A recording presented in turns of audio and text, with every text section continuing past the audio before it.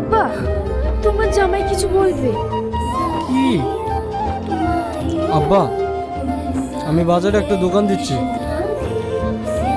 সে তো ভালো কথা। কিন্তু আমার লাখ 1.5 টাকা কম পড়েছে। যদি এই টাকাটা দিতেন তাহলে আমার একটু সুবিধা হতো।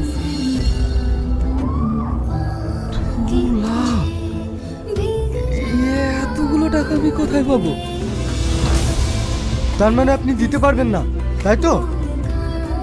দেখো বাপ, তোমাকে দিতে পারলে তো আমরাই খুশি হতাম, কিন্তু আমাদের অত সামর্থ্য নাই। সামর্থ্য নেই তুমি এর বিয়ে দিয়েছেন কেন? দেখুন, আমি একটু সোজা কথা বলছি। এই টাকা আমার চাই। যদি দিতে পারেন তাহলে ভালো, আর যদি না দিতে পারেন তাহলে মেয়েকে ঘরে পোষেন। জামাই, যেও না জামাই।